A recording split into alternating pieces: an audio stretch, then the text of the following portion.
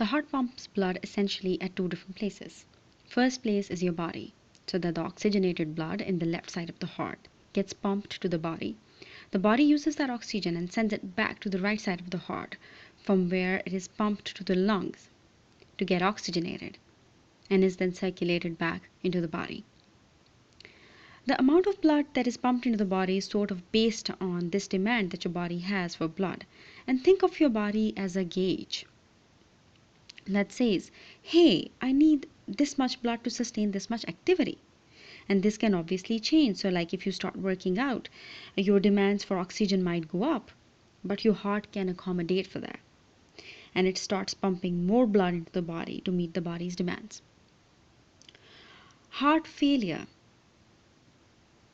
on the other hand, describes a condition where the heart cannot meet the demands of the body at any given time.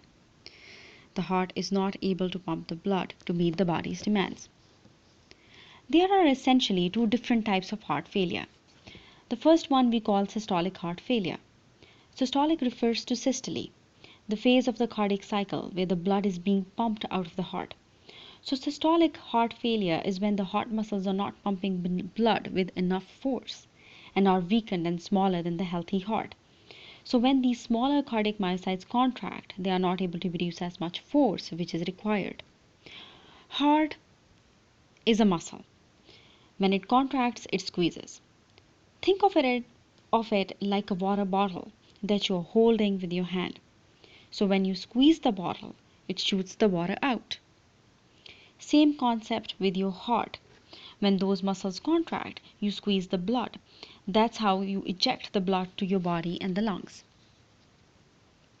In systolic heart failure, since your heart muscles are smaller, it is like pinching that water bottle rather than squeezing it. If you look at this heart has enlarged looking lower chambers, and also at the same time has really thin muscle wall. These are the basic characteristics of the heart with systolic dysfunction.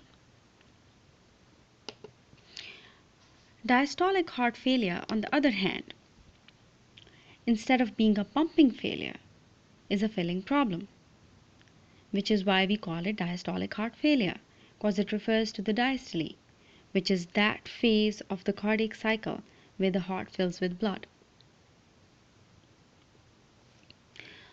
So with this type of failure, your body is not receiving enough blood because your heart is not filling enough blood to pump out in the first place.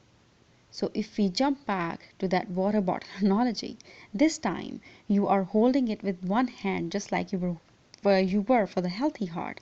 But this time the bottle is filled with less water. So even if you squeeze it with the same force, less water is going to get ejected. This is what essentially happens in the diastolic heart failure. But why is there less blood being filled in the chambers?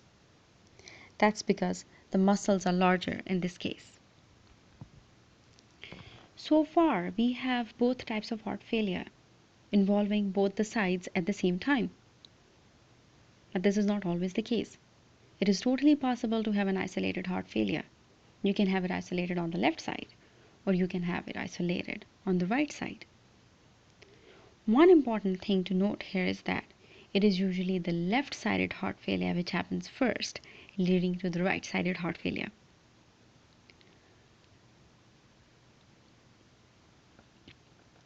I know that I'm showing you a systolic heart failure, but this isolated failure can either be systolic or diastolic. So depending upon which side it is happening, the systems which get affected are going to be a little different. Let's first start with the left-sided heart failure. Since the left side pumps blood out to the body, it means that it is coming from the lungs. And since it is not ejecting very effectively to the body, the blood gets backed up into the lungs.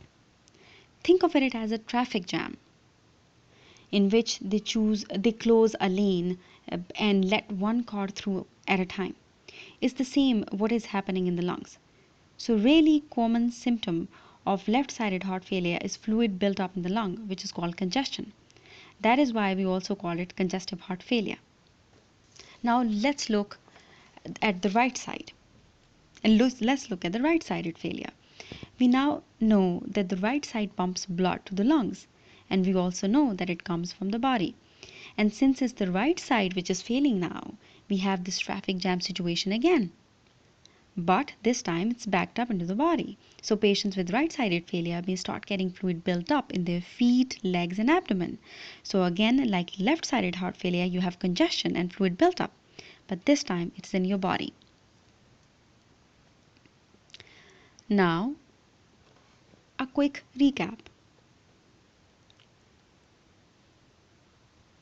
You could have both a systolic failure on the left side, or you could have a systolic failure on the right side, and it is totally possible to have both.